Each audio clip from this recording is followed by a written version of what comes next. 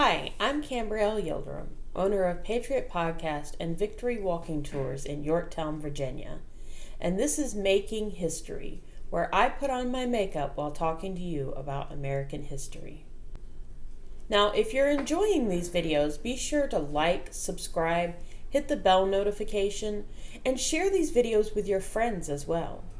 Today's video is The Keg Ignites, and I'm going to pick up where I left off last time, on the night of April 18th, 1775, when Dr. Joseph Warren discovered that this is the real deal.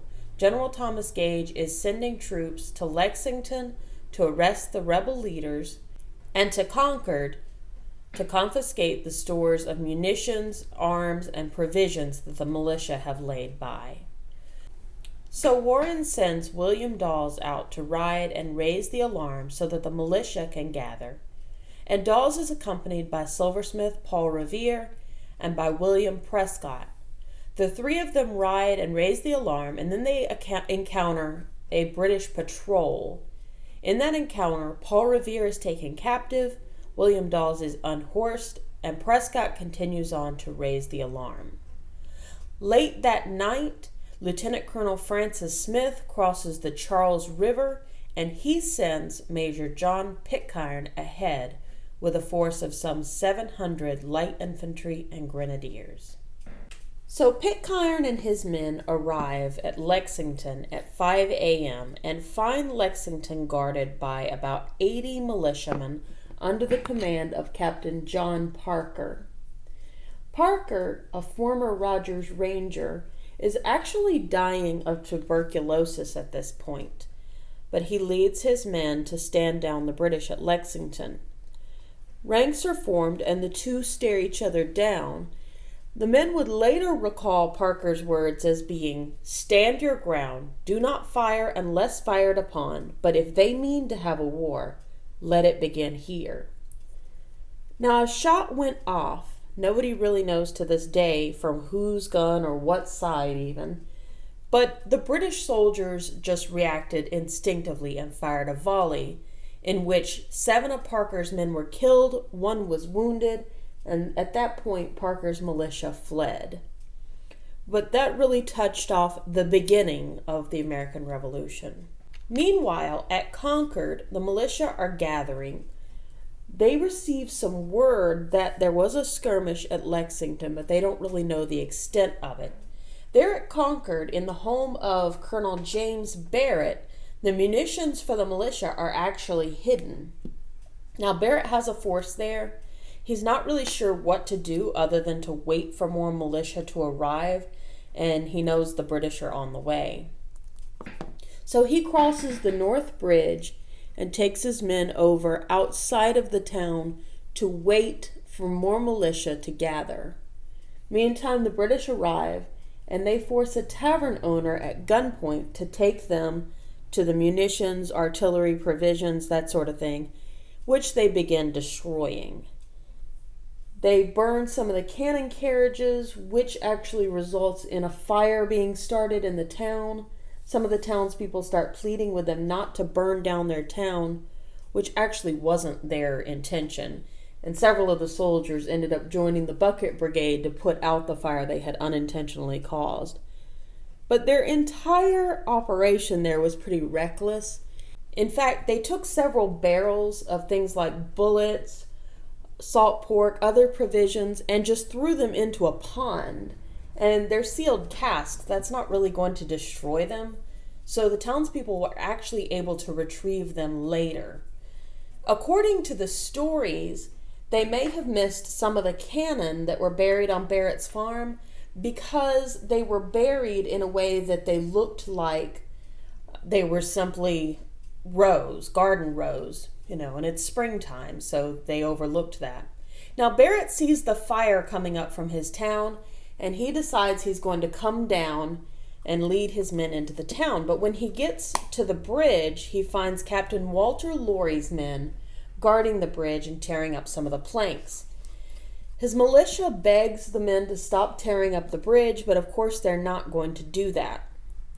So the two armies form ranks and stare each other down. One of Laurie's men actually fires, probably by accident, and that causes a couple of volleys to be exchanged. So the British at that point, they've done what they came to do. They start retreating for the safety of Boston. The Patriot militia kind of harass them the whole way to Boston, but they don't really engage. So the British arrive back in Boston, which is where General Gage is, and he's kind of set up this military dictatorship. If you remember from my last episode, Gage has been fortifying the city, so he's expected this. Now at this point, the British are technically under siege in Boston, but it's not much of a siege because the Patriot militia don't really have the ability to do anything to force Gage from the city. They don't have any artillery, they don't have an organized army, even though they have thousands of militiamen. At this point, they don't have the ability to do anything, but Gage doesn't have the ability to actually withstand them. So it's really just a standoff, and I'm going to talk more about that standoff as we go on with the videos. On April 20th, 1775, in Williamsburg, Virginia, Governor John Murray, Lord Dunmore, manages to anger the people of Virginia in what's known as the Gunpowder Incident, or the Monstrous Absurdity. Dunmore had several Royal Marines remove the public store of powder and munitions from the magazine in Williamsburg and place them on board a royal ship in the James River. Now, the governor technically does have the right, if he fears an uprising, to remove the people's powder for safekeeping, not to take it, but to just move it out of the way of danger. But he would have to inform the people of this, and he would have to have an intention to return the powder. He did this under the cover of night, in secret, without letting people know, and it didn't seem he had any intention of returning this powder. So he angered quite a few Virginians, and in fact, Patrick Henry, who was the colonel of the Hanover County Militia, led a 1,000-man group toward Williamsburg to demand that Dunmore either return the powder or pay for it back to the people. Dunmore threatens that if Henry comes near Williamsburg, he's going to reduce the town to ashes. So Henry camps about 15 miles outside of Williamsburg and basically stands the governor down. But people are so furious in Williamsburg and all over Virginia that Dunmore has no choice but to pay for the powder. Later on, Dunmore fears for his family's safety so much that they will actually flee the city to a Royal Navy ship, and I'll cover more about that later. Meanwhile, back in Massachusetts, word of Lexington and Concord is starting to spread. General Artemus Ward is actually the commander-in-chief of the militia forces in Massachusetts, and at that time he was in bed with a gallbladder attack. He was very sick. The skirmishes happened without him, obviously, because he was in bed. When an express rider brought news to him while in his sickbed of the skirmishes, he quickly got up and rode to the head of the lines to take command of the besieging force, even while he was still suffering with his gallbladder. Israel Putnam, who was a very interesting character, especially for his exploits with Robert Rogers, he was kind of this character a lot like Daniel Boone or Davy Crockett, where they have all these crazy stories about him that may or may not be true or may have just a grain of truth to them, but are really just tall tales. For instance, there was a story that a great wolf had been terrorizing this community, killing livestock and children, and that Putnam had crawled into the wolf's den on his belly and killed a great wolf with his bare hands. Probably not true, but enough people told it that everybody believed it. Putnam was actually plowing his field when a rider came and told him about the action at Lexington and Concord, and he immediately, without changing his clothes, asked the messenger to go say goodbye to his wife for him, and rode over 100 miles to offer his services in the besieging force, while still wearing his dirty farm clothes. Meanwhile, in Rhode Island, Nathaniel Greene, who was a member of the prestigious Green family, which owned merchant and shipping interests, heard about the skirmishes in Lexington and Concord. At this time, Green was actually a private in the Kentish Guards, which was a militia that he helped form. But because of his health problems and his limp, asthma, all that kind of thing, he had never been elected as officer in the militia that he helped form. So at this point, he offered his services to the Massachusetts forces that were besieging Boston. He was promoted to Brigadier General of the Rhode Island Army of Observation, historically leaping from private to general in one day. He was a very humble person, and he didn't really have an agenda of his own. He didn't need glory or anything like that, which really would contribute to his usefulness later on in the war. He was given command of a force on the right wing under General John Thomas. April 23rd, 1775, the Boston Committee of Safety elected Dr. Joseph Warren to the place of chairman, which had been inhabited by John Hancock, because John Hancock was leaving as a delegate in the Second Continental Congress, which would convene on May 10th. Warren knew he had a big task ahead of him if they were going to actually withstand the British. So he had a couple of issues facing him. The first issue he had facing him was going to be the maintaining of troops there in Boston. So they had a constant problem, which would continue throughout the American Revolution, that these men were not really soldiers by career. No Americans up to that point had been career soldiers. These men were shopkeepers, farmers, tradesmen, business owners. These were people who needed to go and attend to their businesses and their crops. They couldn't just stay for a siege forever. In fact, at the Battle of Yorktown, several American soldiers were laughed at by the French for asking them what had been their respective trades before the war. And of course, in Europe, soldiers are career soldiers. You know, the French laughed at the Americans because they couldn't imagine what the Americans were talking about. Of course they were soldiers. So Warren knew this was going to be a huge issue. He might have had thousands of men now, but it was spring and they needed to go to their crops. So he wanted to raise an army trained, paid, and engaged through the end of the year to help besiege Boston. The next problem that was facing Warren was a lack of powder and shot and artillery. Warren knew that they had about 80,000 pounds of powder, which sounds like a lot, but it's really not, especially considering the elements, rain, training, etc. That's going to dwindle down pretty fast. And he needs enough to last an entire siege that they don't really know how long it's going to go on. At that time, only one mill in all of these colonies was actually producing gunpowder, and that was Oswald Eves' mill in Frankfort, Pennsylvania. So they're going to need to obtain some powder. So Connecticut apothecary and Sons of Liberty member Benedict Arnold takes a handful of militiamen and goes to New Haven, Connecticut, and takes the powder magazine there before the British can get to it. Around the same time, some independent militia in South Carolina and Georgia actually seize a shipment of powder, about 16,000 pounds of powder, headed for Georgia Governor Wright, and they send quite a bit of that up north to help with the efforts. Benedict Arnold, after obtaining the powder from New Haven, has an idea of how they can get more artillery and munitions. He knows of a fort in New York between Lakes Champlain and George, Fort Ticonderoga, which is Iroquois for between two waters. Now, this fort was actually taken from the French at the end of the 7 Years' War, and it was in pretty bad repair. The French had blown up the powder magazine.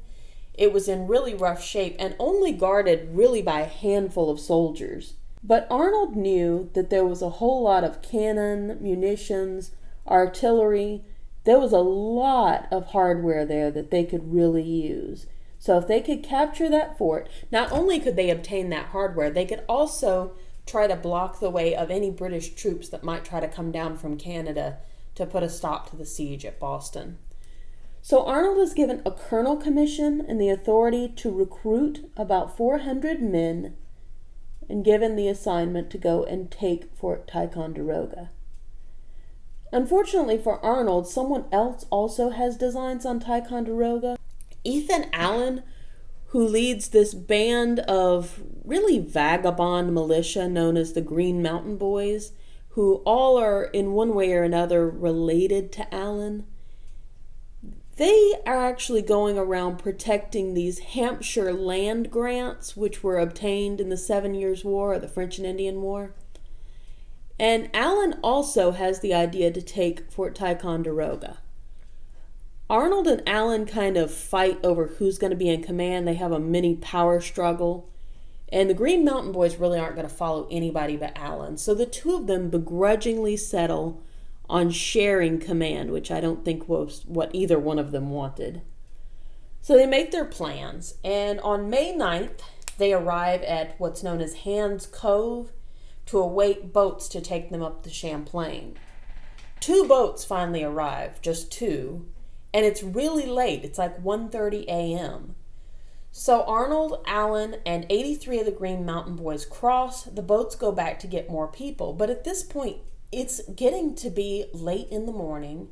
Daylight will be upon them before they know it. They're going to lose the element of surprise.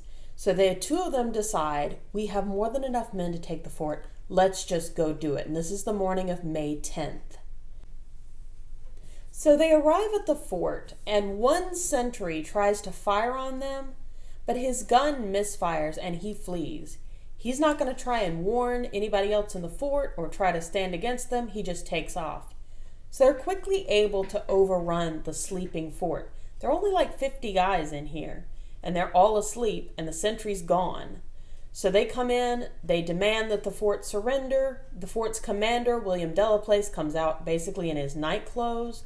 He demands to know by what authority the fort is being taken. Allen would later claim that his words were in the name of the Great Jehovah and Continental Congress. But I don't know. Allen's kind of a character, so there's no knowing if he said that or thought of it later.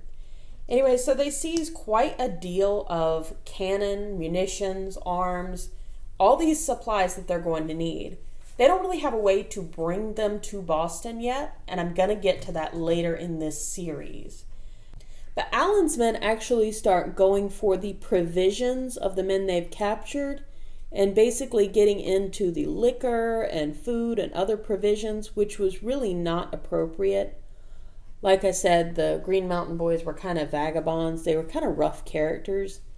Arnold was not very happy about this, and he demanded that they repay the men that they had captured. And so Allen actually issued receipts for all that the Green Mountain Boys had destroyed.